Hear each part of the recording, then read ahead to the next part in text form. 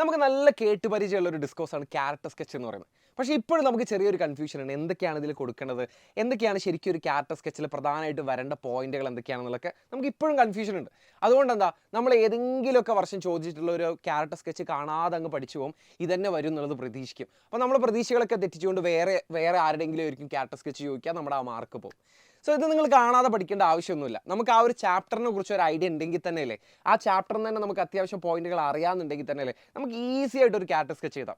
ഇവിടെ നമ്മളോട് കഴിഞ്ഞ വർഷങ്ങൾക്ക് ചോദിച്ചിട്ടുള്ള ഒരു പ്രീവിയസ് ഇയർ ക്വസ്റ്റ്യൻ പേപ്പറിൽ നിന്ന് ഞാൻ ചൂണ്ടിയെടുത്തിട്ടുള്ള ഒരു ക്വസ്റ്റ്യൻ ഞാൻ ഇവിടെ കൊണ്ടുവന്നിട്ടുണ്ട്. ഇതൊന്ന് നോക്കിയേ. നമ്മളോട് ചോദിച്ചിരിക്കുന്ന ക്വസ്റ്റ്യൻ ഇങ്ങനെയാണ്: prepare a character sketch of Hasan, the Sarang of Rana Ganji, in the light of the statement, heroes are people who act selflessly and silently at the moment of crisis. ഈ പുള്ളിക്കാരൻ നിങ്ങൾക്ക് പരിചയം ഉണ്ടാവും എന്ന് ഞാൻ വിശ്വസിക്കുന്നു. നമ്മുടെ ഹസൻ എന്ന് പറഞ്ഞ ക്യാരക്ടർ ദ സെറാങ് ഓഫ് റാണഗഞ്ചിയിലുള്ള അതിലുള്ളൊരു മെയിൻ ക്യാരക്ടറാണ് നമ്മുടെ ഹസൻ എന്ന് പറയുന്നത്. ഹസൻ്റെ ക്യാരക്ടർ സ്കെച്ചാണ് നമ്മളോട് ചോദിച്ചിരിക്കുന്നത്.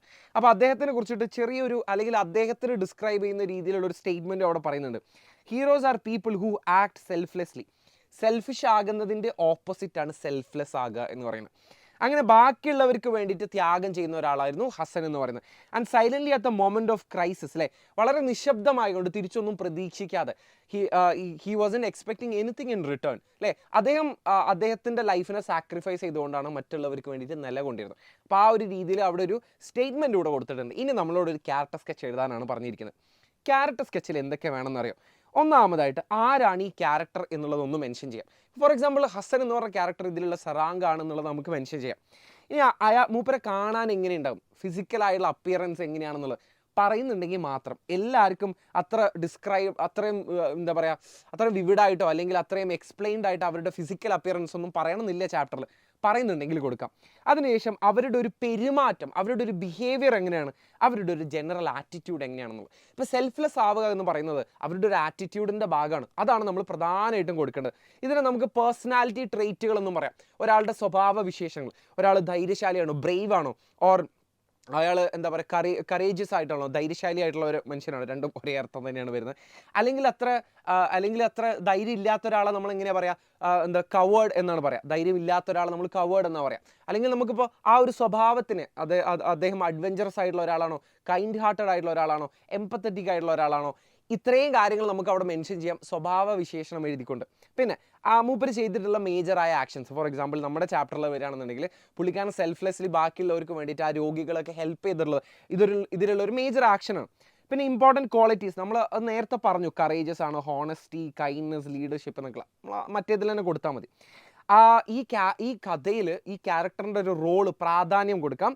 ഇനി ബാക്കിയുള്ള ക്യാരക്ടേഴ്സുമായിട്ടുള്ള ഇമ്പാക്റ്റ് ഓർ റിലേഷൻഷിപ്പിനെ കുറിച്ചിട്ട് പറയാം. ബാക്കിയുള്ള ക്യാരക്ടേഴ്സിനുമായിട്ടുള്ള റിലേഷൻഷിപ്പ് പറയാം. ഈ ക്യാരക്ടർ എങ്ങനെ ഇത്ര മെമ്മറബിൾ ആവുന്നു, ഇതൊക്കെ ഓരോ സെൻറ്റൻസ് വെച്ച് മതി കേട്ടോ. പിന്നെ അവസാനം നമ്മുടെ ഒപ്പീനിയനും കൂടെ പറഞ്ഞു കഴിഞ്ഞാൽ ശുഭം അവിടെ കൊണ്ട് തീർന്നു. നമുക്കിതാ ഹസൻ്റെ ക്യാരക്ടർ സ്കെച്ച് എങ്ങനെ വരും നോക്കാം.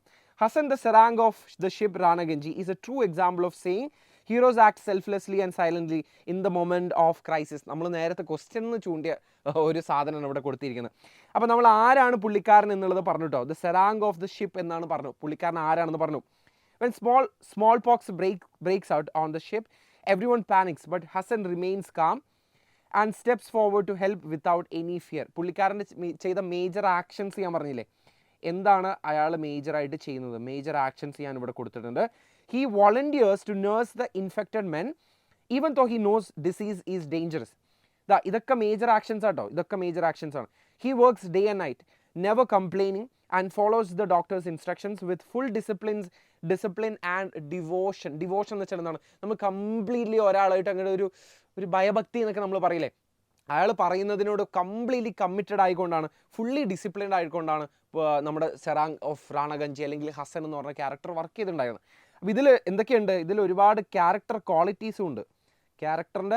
ക്യാരക്ടർ ട്രെയ്റ്റുകൾ അല്ലെങ്കിൽ ക്യാരക്ടറിൻ്റെ സ്വഭാവ വിശേഷങ്ങൾ എന്നൊക്കെ നമുക്ക് പറയാം. Hasan shows great courage. ഇതെന്താ, ഇതും ട്രെയ്റ്റ് ആണ് കേട്ടോ, ഇതും സ്വഭാവ വിശേഷണമാണ് അല്ലെങ്കിൽ ക്വാളിറ്റിയാണ്. When the situation becomes worse, while others try to avoid the sick, he stays close to them, comforts them and cleaning their wounds.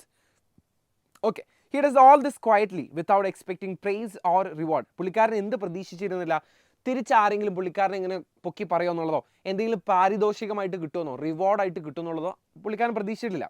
His action saves many lives. In the end, he refuses any credit and remain humble. Humble ആകാന്ന് പറയുന്നതും ഒരു സ്വഭാവ വിശേഷണമാണ്. Showing that real heroism comes from the heart, not from desire for recognition. നമ്മൾ അറിയപ്പെടണം എന്നുള്ളോ famous ആവണം എന്നുള്ളോ മറ്റുള്ള ആളുകൾ നമ്മളെ recognise ചെയ്യണം തിരിച്ചറിയണം എന്നുള്ള ഒരു കൊതിയൊന്നുമല്ല ശരിക്കും പറഞ്ഞാൽ ട്രൂ ഹീറോയിസം വരുന്നത് എന്നുള്ളത് ഈ ഒരു ക്യാരക്ടർ നമുക്ക് കാണിച്ചു തരുന്നു. Thus Hassan's bravery, selflessness, discipline and humility prove that he is a true hero. വീണ്ടും പുള്ളിക്കാരുടെ ക്യാരക്ടർ ക്വാളിറ്റി ആട്ടോ പറയുന്നത്. അതുപോലെ തന്നെ എന്തുകൊണ്ടാണ് ഈ ഒരു ക്യാരക്ടർ മെമ്മറബിൾ ആകുന്നത് എന്നുള്ളതും ഇതിൽ പറയുന്നുണ്ട്. മെമ്മറബിൾ എന്ന് വെച്ചാൽ എന്താണ്, എന്തുകൊണ്ടായിരിക്കും നമുക്ക് ഈ ഒരു ക്യാരക്ടറിനെ കുറിച്ചിട്ട് കൂടുതൽ നമ്മുടെ മനസ്സിൽ തങ്ങി നിൽക്കുന്നത് എന്നുള്ളതാണ് മെമ്മറബിൾ എന്നുള്ളതുകൊണ്ട് ഉദ്ദേശിക്കുന്നത്. One who rises silently to help others in their darkest moment. അതായത് ഒരാൾ അവരുടെ ഏറ്റവും വൃത്തികെട്ട സ്റ്റേജിലൂടെ കടന്നു പോകുന്ന സമയത്തില്ലേ, വൺ ഹു റൈസസ്, അയാളാണ് ശരിക്കും പറഞ്ഞാൽ എന്ത് ഹീറോ, ദ റിയൽ ഹീറോ എന്ന് പറയുന്നത്. അപ്പോൾ ഇങ്ങനെയൊക്കെയാണ് നമ്മൾ പ്രധാനമായിട്ടും ഒരു ക്യാരക്ടർ സ്കെച്ച് എഴുതേണ്ടത്. ഇതിലുള്ള ഒന്നും വന്നില്ലെങ്കിലും അല്ലേ, ഇതിൽ പ്രധാനമായിട്ടും അല്ലേ നിങ്ങൾ പുള്ളിക്കാരൻ്റെ ബിഹേവിയർ അല്ലെങ്കിൽ ആറ്റിറ്റ്യൂഡ്, ഇമ്പോർട്ടൻറ്റ് ക്വാളിറ്റീസ്, അതുപോലെ തന്നെ കഥയിലുണ്ടാക്കുന്ന ഒരു ഇമ്പാക്റ്റ്, പിന്നെ നിങ്ങളുടെ ഒരു കൺക്ലൂഷനും, ഇത്രയും കാര്യങ്ങൾ വന്നാൽ തന്നെയല്ലേ നിങ്ങൾക്ക് അതിൻ്റെ ഒരു 95+ എന്താണ് ഇതിൻ്റെ ഒരു മാർക്ക് എന്തായാലും കിട്ടും. ഒരു 6 മാർക്കിന് ചോദിക്കുകയാണെങ്കിൽ 5 മാർക്ക് എന്തായാലും നിങ്ങൾക്ക് തന്നിരിക്കും, അല്ലെങ്കിൽ നിങ്ങൾക്ക് പോയി ചോദിക്കാം. ഓക്കെ, സോ ഇങ്ങനെയാണ് നമ്മളൊരു ക്യാരക്ടർ സ്കെച്ച് എഴുതേണ്ടത്. ഇങ്ങനെയാണ് നമ്മൾ ഈ ഒരു ചാപ്റ്ററിൽ നിന്ന് നമ്മുടെ സെറാങ് ഓഫ് റാണഗഞ്ചിയിൽ നിന്ന് ഹസൻ്റെ ക്യാരക്ടർ സ്കെച്ച് ചോദിച്ചാൽ ഇങ്ങനെയാണ് നമ്മൾ എഴുതേണ്ടത്. Okay, so all the best.